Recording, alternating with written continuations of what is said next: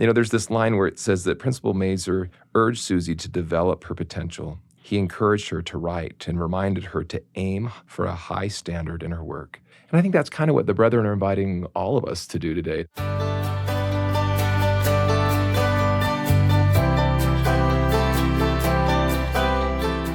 Hello and welcome to the Saints Podcast. I'm Shaylin Back. And I'm Ben Godfrey, and in today's episode, we will be discussing Chapter 31 of Volume 2 of Saints, The Shattered Threads of Life. We're really excited today to welcome our guest, Matt Geilman. He's an area manager in global support and acquisitions for the Church History Department. Welcome, Matt. Thank you. It's a pleasure to be here with you. Can you tell us more about your current position and anything you might be working on? Yeah, so I work with a team that makes sure that we are gathering the kinds of things worldwide that we need to tell the story of the church, not just in the United States. So I work a lot doing interviews and meeting with members throughout Latin America specifically, recording their stories, their experiences with the gospel. So yeah, pretty exciting. It's front-line, cutting-edge church history. This is the stuff that's being lived today that we'll tell the story of in the future. It's so cool what your team does because really, you're collecting the sources that historians will use in the next generation to write our history. And so Matt and his team have a very important role there. So Matt, with this chapter, it starts off with John Taylor, and he's being interviewed by this person. He has some sort of tax role with the government, but he's also does some reporting for newspapers. Can you tell us a little bit about why he's come to see President Taylor and why President Taylor has, in fact, granted him this interview? To talk with him about plural marriage, it's kind of sensitive, and generally he wouldn't have done that. But because Ovando Hollister has this connection with the government, he feels like he's got an obligation to talk to him. Recently, the George Reynolds case has gone to court, and the brethren have used that as a way to advocate that this is part of their religious freedom to practice plural marriage. And it didn't go the way that was expected. And this reporter's coming and wanting to ask questions to John Taylor about, well, what's the church going to do? Or what does the church feel about this? Let's listen to a quote from the book that gives us a little bit more insight into what's going on in this conversation. I would respectfully say we are not the parties who produce this antagonism, John said. He believed the United States Constitution protected the saints' right to practice plural marriage. By passing an unconstitutional law, John reasoned, Congress had created whatever tension existed between the church and the nation. It now becomes a question whether we should obey God or man, he said. Wow, that really just kind of puts it in very stark terms what the church was facing at this time. Yeah, it absolutely does, because obviously church members are wanting to do what's right in their lives. They're not trying to be against the government. They don't want to disobey God's commandments, like you said. So there's a line later on where President Taylor says, well, we leave that with God. It is his business to take care of his saints. And I think just this absolute trust that in the end, God will make this right. And I think that's pretty inspiring in a lot of ways. Someone else that we encounter in this chapter is Susie Young, and we've been following her story. And at this point, I think she's recently divorced, so she's a single mom. And something that I love about her is that she's decided to go to school and get more education to better herself and improve her circumstances. So can you tell us more about her experience attending the Church Academy in Provo? What's that like for her? That's a great question. I think it's worth pointing out the importance of Karl Mazur at the Academy. Karl Mazur was really such a mentor in establishing the tone and the feeling of that educational experience. And I think for Susie, I think it was probably a really important time in her life where Karl recognizes talent in this young woman who has recently gone through some difficulties and challenges, and asks her to take notes on devotionals, and then eventually realizes this woman's talented with music and invites her to essentially start the music department at the Academy, which is cool. It's interesting you mentioned tone. That was one of the things that kind of jumped out to me as well, was, is he Professor Mazur, Dr. Mazur, Principal Mazur? Sure. Anyway, Brother Mazur makes sure that the words of the prophets and the words of secular learning can coexist together. Let's listen to another little clip here from the book about his attitude and his system for doing this. Principal Mazur nurtured his students' love for the gospel and for learning. Brigham Young had asked him to make the Bible, the Book of Mormon, and the Doctrine and Covenants standard textbooks at the school. Students took courses in gospel principles alongside the usual academic subjects. Each Wednesday afternoon, Principal Mazur called the students together for a devotional. After a prayer, they would bear testimony and share what they were learning in class. This is a pretty unique way to learn, at least as far as the universities of the day and even today are concerned. Absolutely. And you kind of get these foretastes, not just what would be experienced at church schools, but seminary and institute, and that there's this opportunity along with their secular education, which was very important to Karl Maeser, that they would also get this spiritual foundation for their lives. So yeah, I think it's cool to see it that early on, that this fusion of secular and spiritual learning.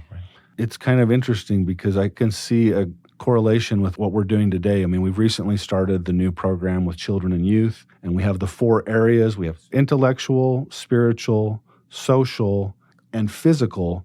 And we bring all those things together as we set goals and we learn. And it kind of reminds me of what Professor Maeser or Principal Maeser was doing at the academies. And I think what's important to connect to that is I get the sense that Principal Maeser was able to see the potential in those that were with them. And so as we're setting goals and trying to do the similar things in the church today, there's this line where it says that Principal Maeser urged Susie to develop her potential. He encouraged her to write and reminded her to aim for a high standard in her work. And I think that's kind of what the brethren are inviting all of us to do today. They're saying, don't just settle as families and as individuals, but look at these categories of ways that we can develop and aim high and hold yourself to your best standard. What I think was neat about the story, too, is that Karl Maeser was a tutor to young Susie when she was a little girl, learning. And so I think that's probably neat for them to reach this point where now she's starting the music department and them working together on the things that they're developing their talents for the good of others. So like we've talked about, she's having these difficulties, but I think that this is giving her a lot of hope and she has purpose in her life. And we also learn that she is rekindling this friendship with someone named Jacob Gates. Can you tell us more about that friendship?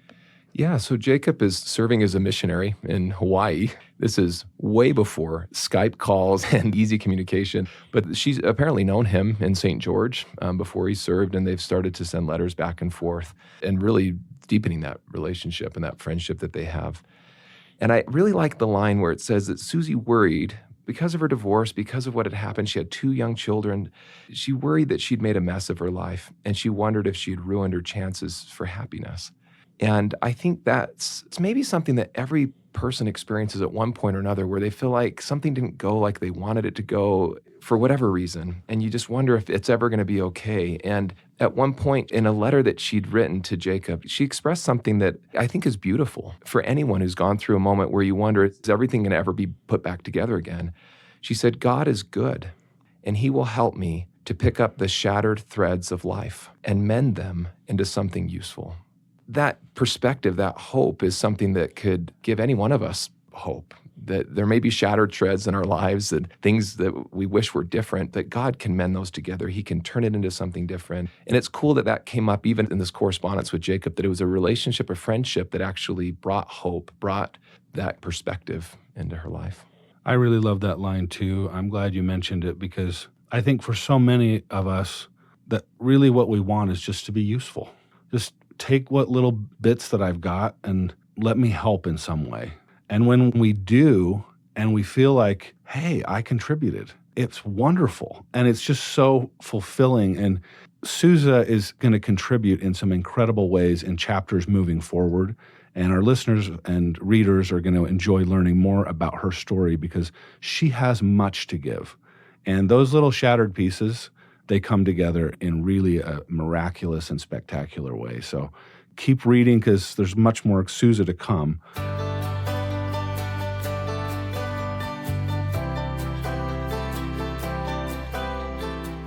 George Reynolds is another character in this chapter. We mentioned earlier that he had gone to trial with the test case for plural marriage. He'd been convicted. And I don't know if this was on purpose or what, but they sent him off to Nebraska. Tell us a little bit about why he was sent to Nebraska and what his sentence was. Yeah, you were talking 900 miles east of Salt Lake. And I don't know all the reasons. You do get a sense that maybe they were trying to separate him from the families and the situation. I think it was probably a soul-searching, humbling experience for him. He was willing to be kind of the experiment to see what was the limits of religious freedom, right? And then when it didn't go the way that it had been anticipated, and the court case rules against him, and they sentenced him to 2 years for bigamy, which is being married to 2 women at the same time. An average person might at that point be angry at the prophet or angry at the brethren and say, why would you put me through this? Yeah. And now I'm going to prison 900 miles away from my family. And he just doesn't go that route. He stays faithful. He stays calm about the situation. He ends up being in Nebraska for almost a month, and George Cannon and others are able to kind of lobby to get him brought back to Utah so he's closer to home as he finishes out his prison sentence. There was something he wrote in a letter to his family that I think is kind of telling about the entire experience. He says, "Be assured that there are many worse places in the world than in prison for conscience's sake. It cannot take away the peace which reigns in my heart." And as I read that, again, I just thought, if I was in that same situation and felt like I was being punished for something that was a deeply held belief and that I tried to follow the prophet and it didn't turn out well, I might be a little more bitter than that. But I think what a great example that he felt peace because he knew that what he was doing was asked of him of God, and regardless of what happened with the prison, he'd be okay. I can't imagine how incredibly difficult that would have been for him, but what a powerful example of faith and determination he had. I really appreciated that story. There's another story about a mission companionship in this chapter, and it's Rutger Clausen and Joseph Standing, and they're mission companions in Georgia. And this is a pretty terrifying experience that they have. They're attacked by this group of men. And let's just listen to this quote from the book to kind of set up this situation that they're in. "If you have a warrant of arrest, we would like to see it," Joseph said. His voice was loud and clear, but he looked pale. "The United States of America is against you," one man said. "There is no law in Georgia for the Mormons." With guns drawn, the mob led the missionaries deep into the surrounding woods. Joseph tried to talk to their leaders. "It is not our intention to remain in this part of the state," he said. "We preach what we understand to be the truth and leave people to embrace it or not." So, Matt, can you just relate to us, kind of remind our listeners what happened to these two missionaries and kind of what the aftermath is? Yeah, this is a difficult story in a lot of ways because on the one hand, the church is going through this, their identity is getting pushed right now. And with the George Reynolds case and some of the sentiment that I think the country's having about polygamy itself, and these missionaries continue to preach. They continue to go forward and do their best. And when the mob gathers around with these two, Joseph Standing, the older of the two missionaries, was terrified because he'd heard rumors that they'd get whipped. And as things started to look like it was going that direction, he took action. There was a firearm that was there. He raised it and asked them to surrender to him. And they responding in kind, he was shot. And the scene is pretty heart-wrenching, right? As this missionary dies and his companion goes to him. In the end, the mob allows Rutger Clausen to go get help, and they're able to get the body back to Utah for funeral services.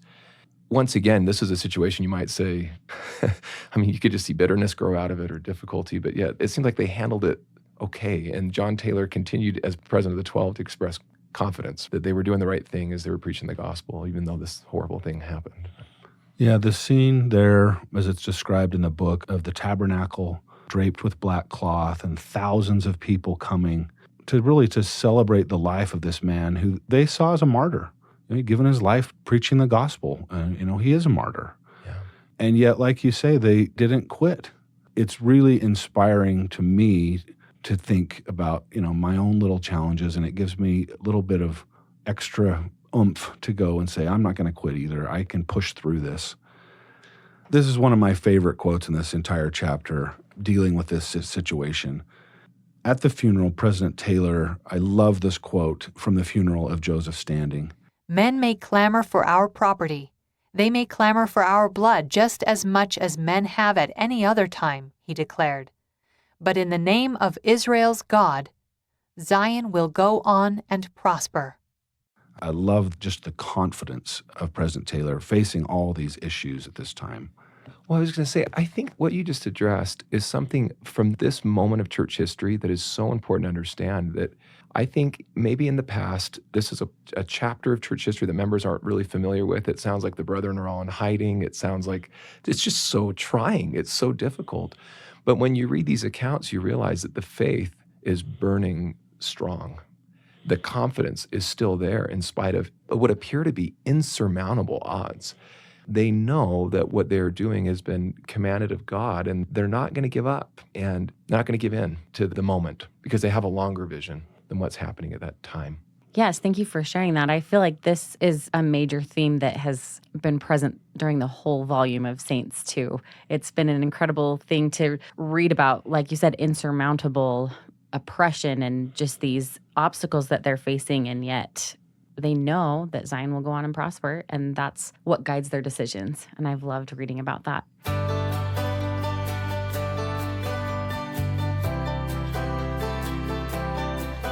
There's another aspect of this chapter that, Matt, you'll be able to provide some great insight on. It's about the opening of the Mexico mission. So we've introduced some characters in our last chapter, but Matt, what do you want to talk about related to the Mexico mission opening and what's going on and who's involved? Yeah, thank you. This story is one that's not known well. And when you consider right now in Mexico, the church has almost 1.5 million members. And then if you add up the rest of Latin America, this is a good portion of the church's history that is connected to this. To put that into perspective, the entire church didn't reach 1 million members until George Albert Smith was president of the church. 1.4 million, 1.5 million when President McKay was prophet. Wow. And you think in Mexico alone right now, that's the size of the church. So this is great that we're to this point where these stories are being shared of how did it start there? Because this influences a lot of members of the church. In the 1870s, Brigham Young had sent down the first missionaries, and that's discussed earlier, sent them by horseback down to Mexico, which is kind of crazy to think that they had to travel more distance coming from Salt Lake into Mexico than the pioneers did crossing the plains. And that first mission, there was an exploratory introductory mission experience, and they sent copies of the Book of Mormon in Spanish, trozos selectos, which was just a selected passages of the Book of Mormon. They sent it throughout the country. This chapter addresses the response to those copies. There was a man named Plotino Rodocanati, who was from Greece, who lived in Mexico, that had received one of the copies of the book and began corresponding with the brethren in Salt Lake and asking for missionaries to be sent to the heart of the country. Can you imagine being a missionary sent where people are like, we believe, could you please send someone down to help us out? And President Taylor's like, yeah, we're going to help you out. But this happens again and again in the history of the church where people encounter the words of the Book of Mormon, they hear about the restoration, and then they ask, please send representatives, please send missionaries. So what happens when the missionaries get there, and how do they get there?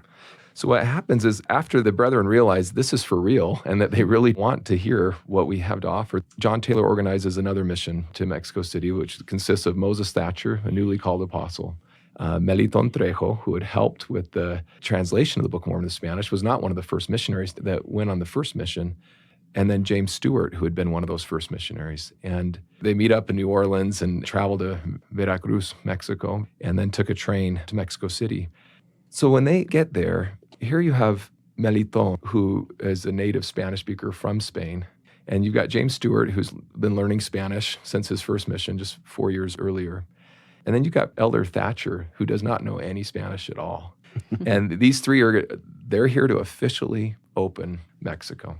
And they meet with Plotino the day after they get there. And at this small study group that he'd organized, you've got 15 to 20 people that he's already prepared for them to teach. And they make a decision almost immediately that they're ready for baptism. And the faithfulness, the excitement of this group, it's almost palpable in Moses Thatcher's journal when he writes about this. When he describes these baptisms, they took them down to a little olive orchard just outside the city in a spring-fed pool.